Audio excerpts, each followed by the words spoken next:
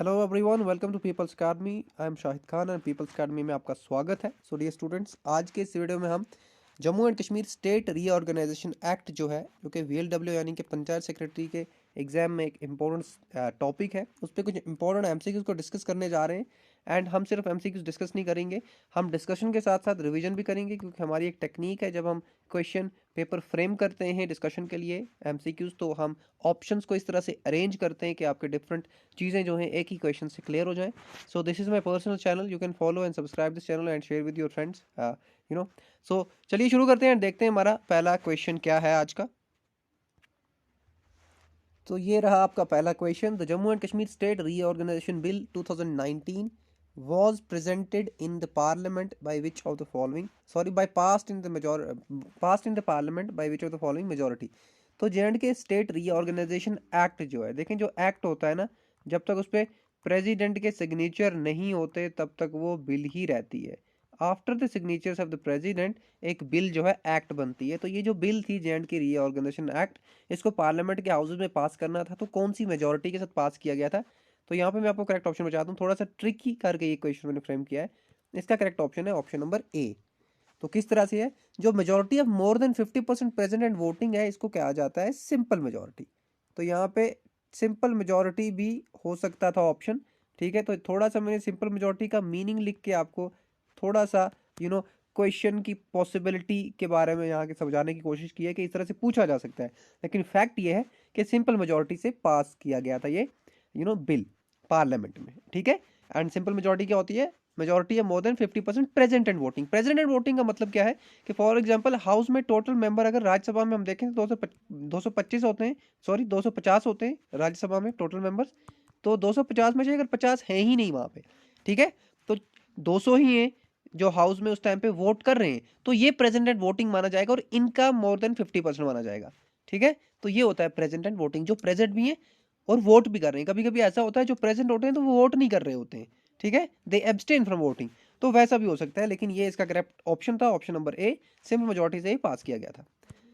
चलते हैं next question पे। Question number 2, the members of the J&K legislative assembly can be disqualified under the provisions of which schedule. तो कौन से schedule के अंडर जो लेजिस्लेटिव असेंबली होगी जम्मू एंड कश्मीर की, उसके जो मेंबर्स होंगे उनको डिस्क्वालीफाई किया जाएगा? तो यहाँ पे आपको बता दूं, थोड़ा सा ट्रिकी क्वेश्चन है। ऑप्शन डी यहाँ पे इसका करेक्ट आंसर है।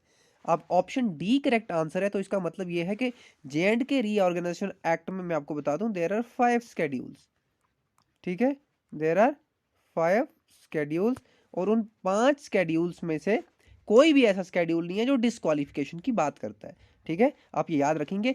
फिर J&K असेंबली के जो मेंबर्स होंगे वो डिस्क्वालीफाई कैसे होंगे? वो होंगे according to the 10th schedule of Indian constitution. According to the 10th schedule of Indian constitution के थ्रू वो क्या होंगे? वो डिस्क्वालीफाई किए जाएंगे। यानी कि आपको पता है 370-35A हटने के बाद J&K का स्पेशल स्टेटस हट चुका है। इंडियन कॉन्स्टिट्यूशन पूरी तरह से एप्लीकेबल है J&K पे।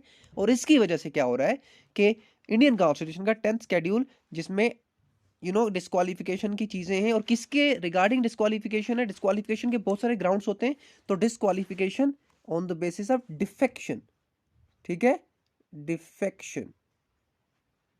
तो वहां पे एक एंटी डिफेक्शन लॉ है 10th शेड्यूल में, एंड वो डिस्क्वालीफाई करता है मेंबर्स को, चाहे वो एमपीज हो चाहे वो एमएलएज हो, ठीक है। तो यहाँ पे J&K असेंबली के मेंबर्स जो होंगे उनको डिस्क्वालीफाई किया जाएगा डिफेक्शन के बेसिस पे। लेकिन किस शेड्यूल के अकॉर्डिंगली? 10th शेड्यूल के अकॉर्डिंगली। ये डिफेक्शन का लॉ इंडिया में कब आया आप जान लें, 52nd अमेंडमेंट एक्ट 1985, ठीक है। ये भी आप याद रखेंगे। चलते हैं हम अपने नेक्स्ट क्वेश्चन पे। लेकिन जाते जाते मैंने आपको कहा है कि हम इस एक्ट को रिवाइज भी करेंगे, तो रिवीजन के लिए एक और इम्पोर्टेंट चीज यहाँ पे ये बताता हूँ कि जो J&K रीऑर्गेनाइजेशन एक्ट के ये 5 शेड्यूल है, इसमें से फर्स्ट शेड्यूल किसकी बात करता है? फर्स्ट शेड्यूल बात करता है कि भाई राज्यसभा में कितने मेंबर हैं J&K के, ठीक है। राज्यसभा में J&K के कितने मेंबर्स हैं, कितने मेंबर्स होंगे, ठीक है। एंड दूसरा सेकंड शेड्यूल किसकी बात करता है? कि भाई पार्लियामेंट्री कॉन्स्टिट्यूएंसीज की बात करता है। किसकी बात करता है? पार्लियामेंट्री कॉन्स्टिट्यूएंसीज की बात करता है सेकंड शेड्यूल। ये शेड्यूल पार्लियामेंट्री कॉन्स्टिट्यूएंसीज की बात करता है। और थर्ड शेड्यूल करता है असेंबली कॉन्स्टिट्यूएंसीज की बात। आगे चल के मैं आपको बाकी दो स्केड्यूल भी रिवाइज करा दूंगा, सारे एक जगह कराऊंगा तो याद नहीं रहेगा। इस क्वेश्चन का करेक्ट ऑप्शन था दिस वन। चलते हैं आगे। क्वेश्चन 3 हमारे पास है, when did the delimitation commission for जे&के union territory was setup. तो जे&के यूनियन टेरिटरी के लिए डिलिमिटेशन कमीशन कब बनाया गया? बहुत आसान क्वेश्चन है एंड इसका आंसर हमारे पास है जो आप यहाँ पे देख पा रहे हैं, option number C. Option number C क्या कह रहा है कि भाई जे&के रीऑर्गेनाइजेशन एक्ट के बाद जो डिलिमिटेशन कमीशन बनाया गया वो 6 मार्च 2020 को बनाया गया। ठीक है, ये आप याद रखेंगे, 6 मार्च 2020। और इसके रिगार्डिंग एक और चीज बता दूं, जे&के रीऑर्गेनाइजेशन एक्ट जो था वो 5 अगस्त को 5 अगस्त 2019 को क्या हुआ कि वो राज्यसभा में पास हुआ।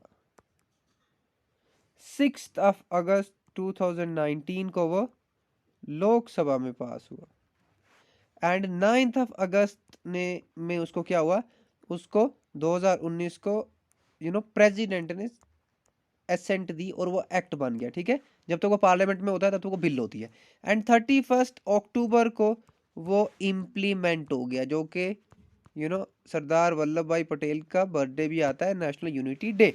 चलते हैं हम अपने नेक्स्ट क्वेश्चन पे, जो कि हमारे पास क्वेश्चन नंबर 4 है, लेकिन 3 क्वेश्चन के रिगार्डिंग थोड़ी सी और जानकारी बता दूं। जो 6 मार्च 2020 को डिलिमिटेशन कमीशन बनाया गया था, इसके 3 मेजर मेंबर्स थे। ठीक है, उसमें से एक रंजना प्रकाश देसाई थे, ये आप याद रखेंगे, रंजना प्रकाश देसाई। ठीक है, एक तो ये हो गया एंड दूसरा इसके साथ इंपॉर्टेंट जानकारी है कि इस कमीशन ने कहा कि भाई सीटें जो हैं वो इंक्रीज करो, जे&के की 46 हैं तो 47 कर दो, एक बढ़ा दो एंड कश्मीर की 46 है तो 47 बना दो, जम्मू की 37 है तो 43 बना दो।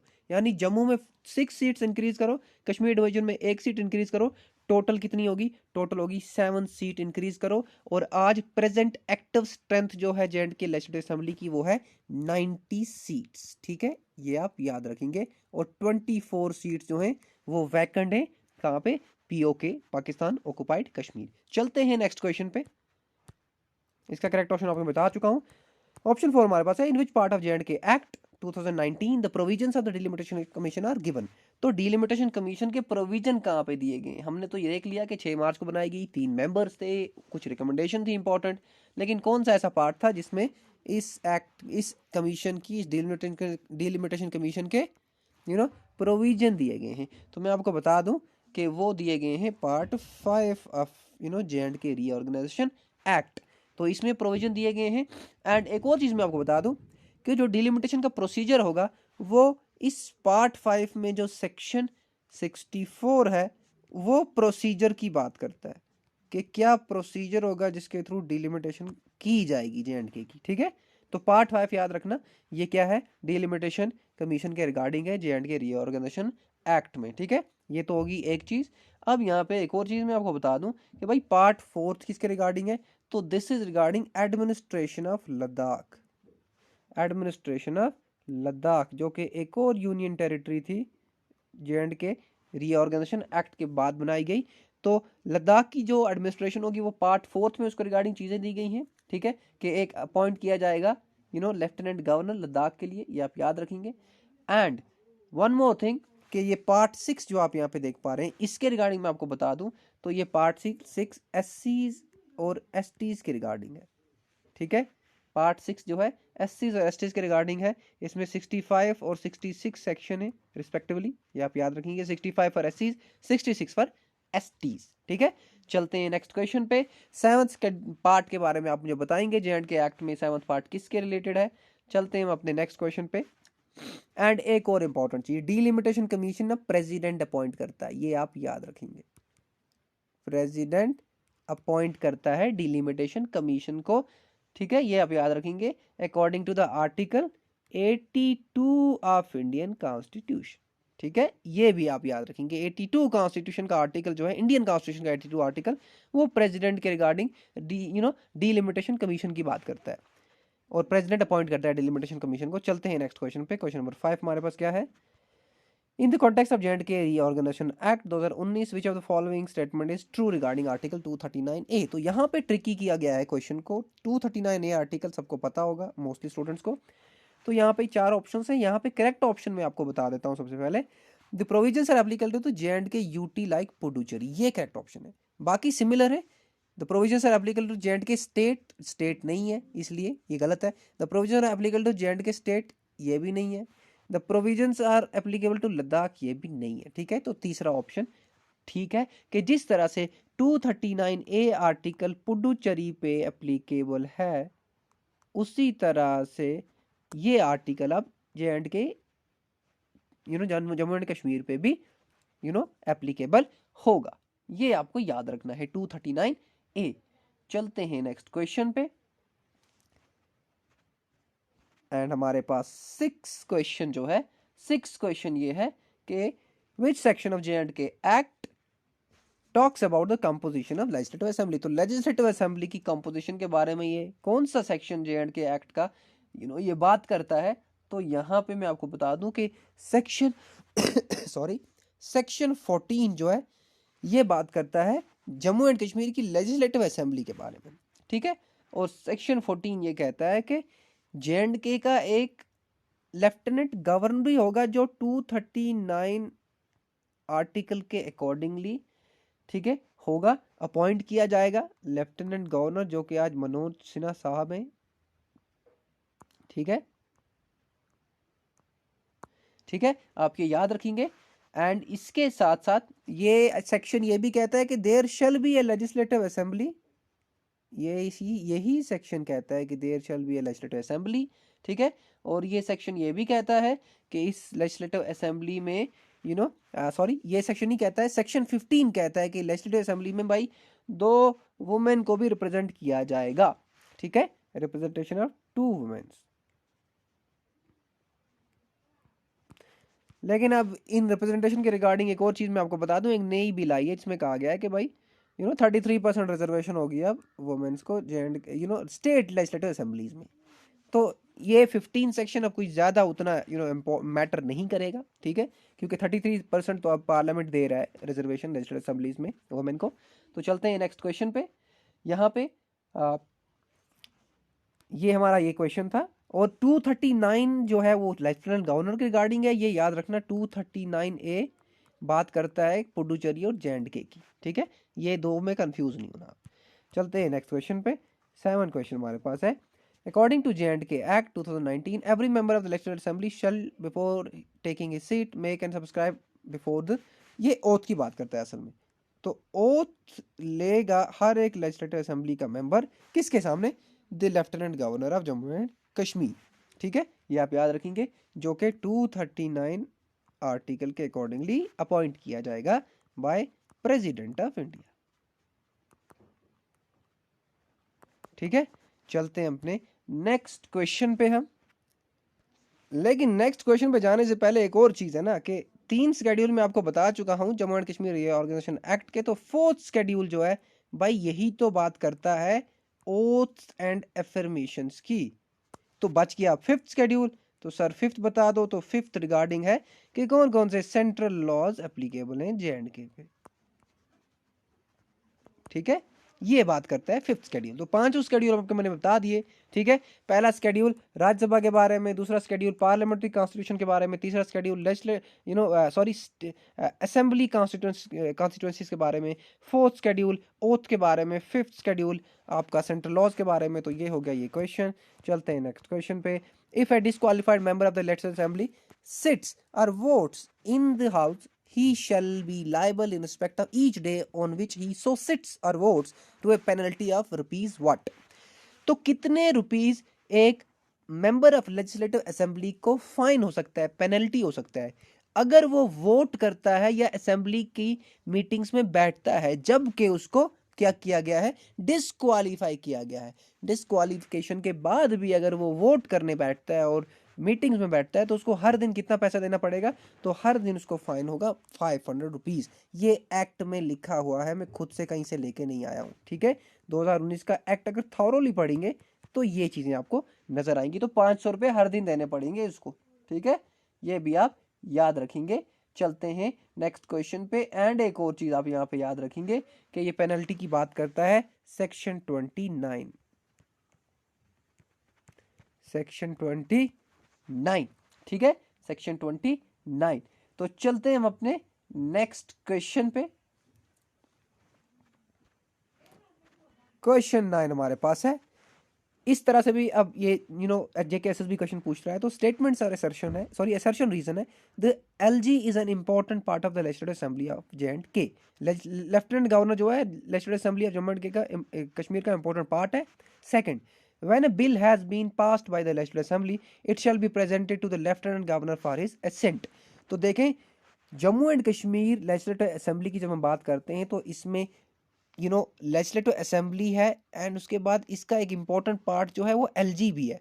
किस तरह से है, जब असेंबली कोई बिल पास करेगी तो वो बिल जाएगी एलजी के पास कॉन्सेंट के लिए, इसलिए एलजी को Jammu and Kashmir legislative assembly का इंपॉर्टेंट पार्ट माना जाता है।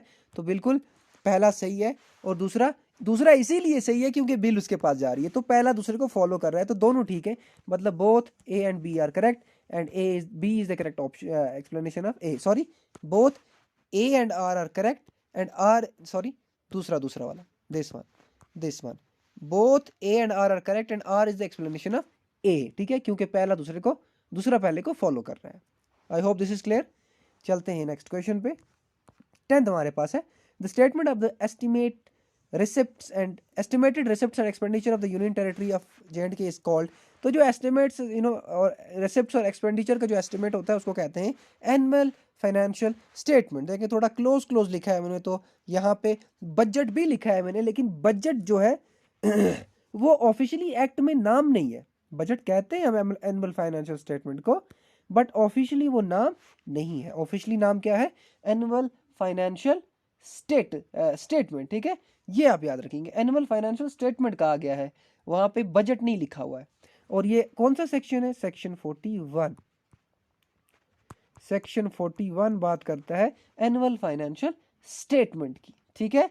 तो ये एनुअल फाइनेंशियल स्टेटमेंट जो है ना, ये लेजिस्लेटिव असेंबली में प्रेजेंट कौन करता है, तो ये लेजिस्लेटिव असेंबली में एलजी प्रेजेंट करता है, ठीक है, एलजी इसको प्रेजेंट करता है। चलते हैं नेक्स्ट क्वेश्चन पे। Which of the following is charge on the consolidated fund of Jammu and Kashmir Union Territory। तो कौन सी चीज़ें Jammu and Kashmir union territory पे चार्ज की जाती हैं, तो मैं आपको बता दूं, सबसे पहले ये जो कंसोलिडेटेड फंड ऑफ J&K का प्रोविजन है ये पार्ट 7 में है, ठीक है, पार्ट 7 में, एंड इसमें 3 फंड की बात की गई है। एक है कंसोलिडेटेड फंड ऑफ J&K जो है सेक्शन 67, दूसरा है पब्लिक अकाउंट जो है सेक्शन 868, तीसरा है कॉन्टीजेंसी फंड जो है सेक्शन 69।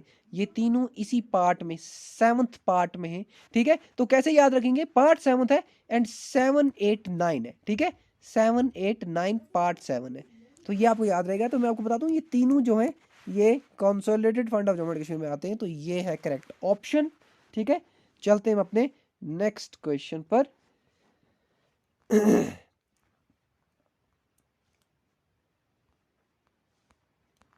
12 क्वेश्चन हमारे पास है।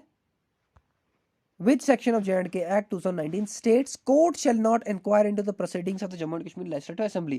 भाई जम्मू कश्मीर लेजिस्लेटिव असेंबली के रिगार्डिंग कोई भी प्रोसीडिंग जो होगी वो कोर्ट में नहीं होगी, ठीक है। तो ये कौन सा सेक्शन कहता है, तो ये कहता है सेक्शन 15 के भाई, कोर्ट में लेजिस्लेटिव असेंबली के रिगार्डिंग कोई भी डिस्कशन नहीं होगी,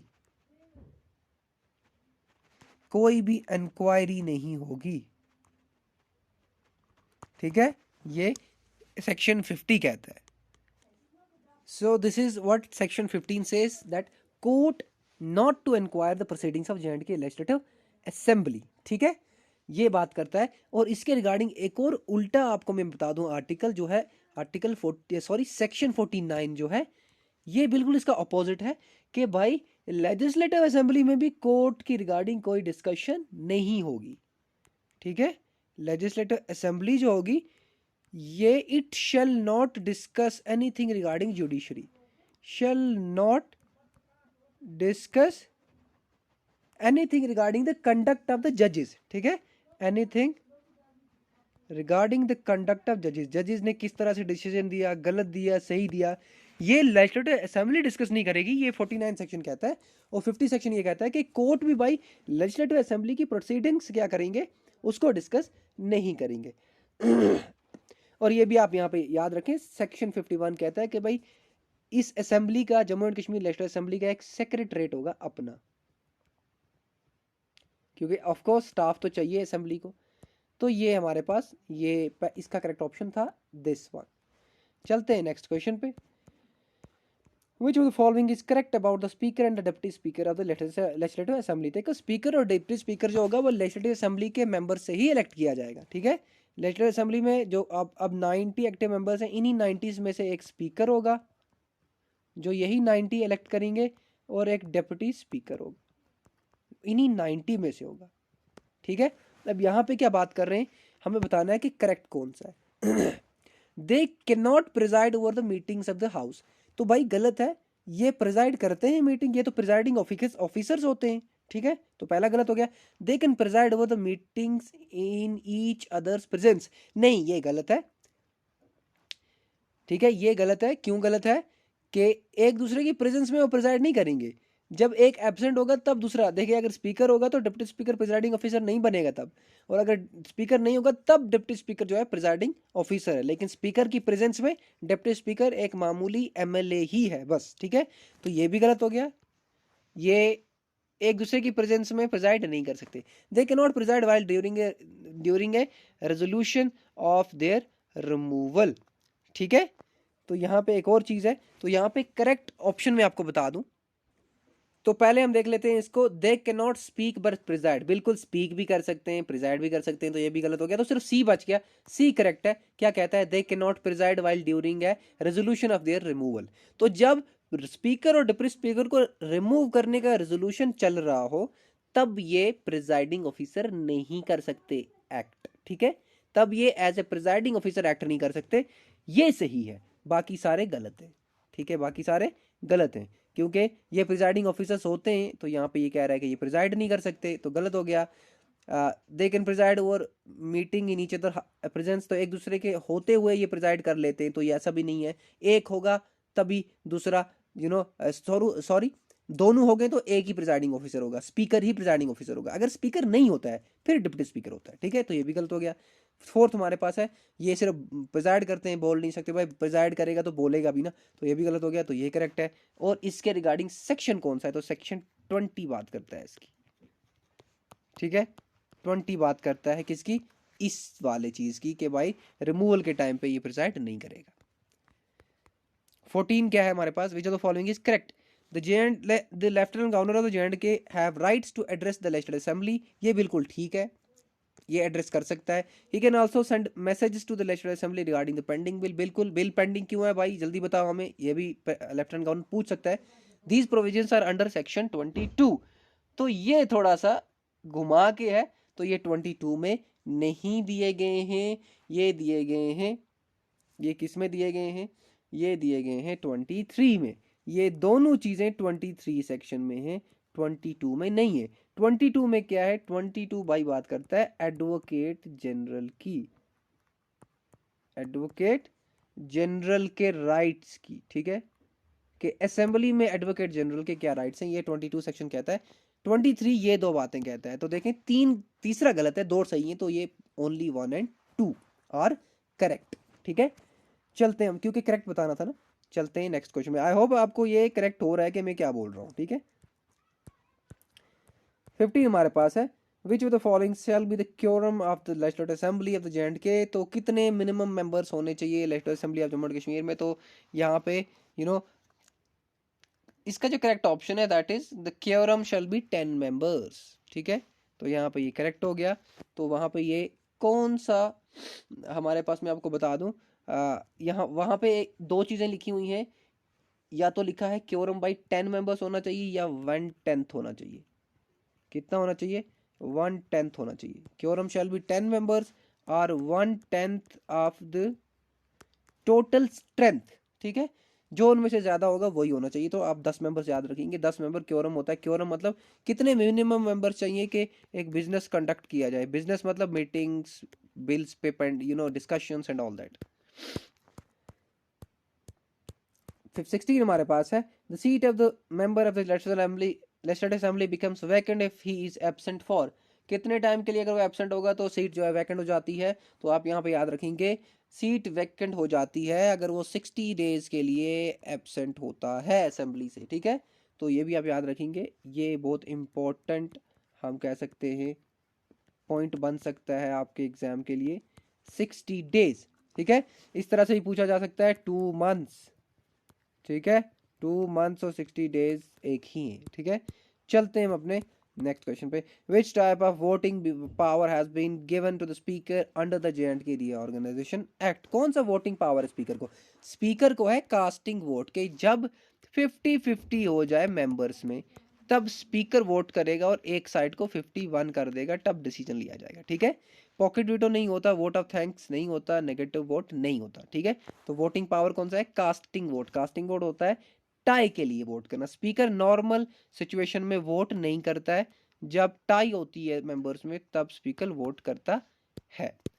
चलते हैं नेक्स्ट क्वेश्चन पे, 18 हमारे पास है, which of the following is correct regarding the pending bills of the J&K assembly, all the bills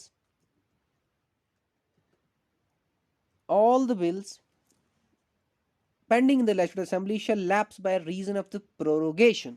तो प्रोरोगेशन के जब सिचुएशन आएगी तो बिल्स जो होंगी वो लैप्स हो जाएंगी। और दूसरा है और a bill which is pending in legislative assembly shall lapse on dissolution। तो दो चीजें आ गई, पहले इनको समझते हैं फिर हम क्वेश्चन क्रैक करेंगे। Prorogation and dissolution. प्रोरोगेशन होता है जब असेंबली का सेशन हम क्या कर दें, टर्मिनेट कर दें, सेशन को कैंसिल कर दें, ठीक है। डिसोल्यूशन होता है जब हम लेजिस्लेटिव असेंबली को ही डिसॉल्व कर दें, यानी कि अब नए इलेक्शन कराने। तो भाई प्रोरोगेशन में बिल जो है पेंडिंग बिल, यानी कि एक सेशन में बिल इंट्रोड्यूस की, सेशन टर्मिनेट हो गया तो बिल लैप्स नहीं होगी, नेक्स्ट सेशन जब शुरू होगा तो बिल पे फिर से वोटिंग होगी। लेकिन अगर हाउस ही डिसॉल्व हो गया, लेजिस्लेटिव असेंबली ही खत्म हो गई, तो फिर बिल जो है पेंडिंग तो वो तो खत्म होगी, ठीक है। तो पहला सही है, सॉरी पहला गलत है, क्योंकि प्रोरोगेशन में बिल पेंडिंग जो है वो लैप्स नहीं होती, लेकिन डिसोल्यूशन में हो जाती है। डिसोल्यूशन है हाउस का ही टर्मिनेट हो जाना। तो यहाँ पे क्या है, 1 इज इनकरेक्ट, 2 इज करेक्ट, तो ये हमारे पास करेक्ट ऑप्शन है। 1 इज इनकरेक्ट, 2 इज करेक्ट, ठीक है, 2 इज करेक्ट। तो ये आप याद रखेंगे, पहला इनकरेक्ट है, दूसरा करेक्ट है। प्रोरोगेशन में बिल लैप्स नहीं होती, डिसोल्यूशन में हो जाती है। प्रोरोगेशन क्या है, जब सेशन टर्मिनेट हो। डिसोल्यूशन क्या है, जब पूरा असेंबली ही डिसॉल्व हो जाए। डिसोल्यूशन के बाद नए इलेक्शन होते हैं। चलते हैं नेक्स्ट क्वेश्चन पे, 19 है, what is the qualification for member of legislative assembly. Legislative assembly के मेंबर बनने के लिए भाई कौन सी क्वालिफिकेशन है? लेकिन इससे पहले मैं आपको एक और चीज बता दूं ना, यहाँ पे ये जो प्रोसीजर ऑफ बिल्स हैं ये कहाँ पे दिया गया है, सेक्शन 37 में। सेक्शन 37 बात करता है कि जो बिल लैप्स होती हैं वो किस तरह से होती हैं, क्यों होती हैं, मैं आपको बता चुका हूँ। 19 अब बात करता है कि भाई क्या होनी चाहिए qualification. He must be citizen of India, बिल्कुल सिटीजन होगा तभी बन सकता है। He must be 25 years old, बिल्कुल 25 साल का होना चाहिए। Possess qualification prescribed by parliament, और बाकी जो क्वालिफिकेशन पार्लियामेंट प्रिस्क्राइब करता है वो भी होनी चाहिए। तो ऑल ऑफ द अबो, ठीक है, ऑल ऑफ द अबो ये करेक्ट है। एंड चलते हैं नेक्स्ट क्वेश्चन पे, ये बात करता है सेक्शन 16 किसकी, क्वालिफिकेशंस की, क्या एलिजिबिलिटी होनी चाहिए, सेक्शन 16 बात करता है, ठीक है। वैसे ये तीनों क्वालिफिकेशन की बात करता है। आज का लास्ट क्वेश्चन, क्वेश्चन 20 के what is the expiry of the governors ordinances after the reassembly of the J&K assembly, ठीक है। तो Jammu and Kashmir legislative assembly जो होगी उसमें जो गवर्नर ऑर्डिनेंसेस पास करेगा उनकी क्या एक्सपायरी डेट है। तो ऑर्डिनेंसेस क्या होती हैं, ऑर्डिनेंसेस होती हैं गवर्नर टेम्परेरी लॉज जब बनाता है।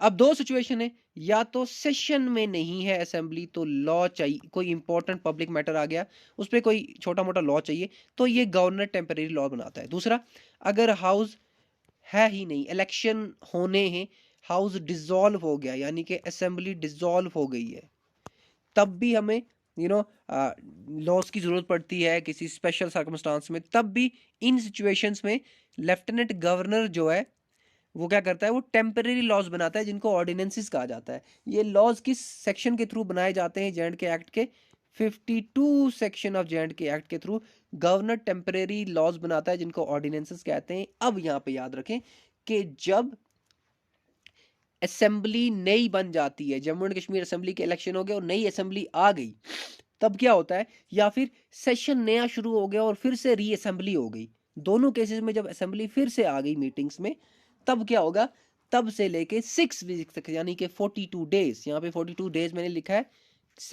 एक्ट में 6 वीक लिखा है, ठीक है। तो 6 वीक्स तक तो ये ऑर्डिनेंसेस रहेंगी, उसके बाद ये खुद ही एक्सपायर हो जाएंगी। तो आप याद रखें कि गवर्नर ऑर्डिनेंसेस रीअसेंबली जो लेजिस्लेटिव असेंबली की होती है उसके 6 हफ्तों के बाद खुद ही लैप्स हो जाती हैं। ये आप याद रखेंगे, बहुत इंपॉर्टेंट यहाँ पे ये पॉइंट है।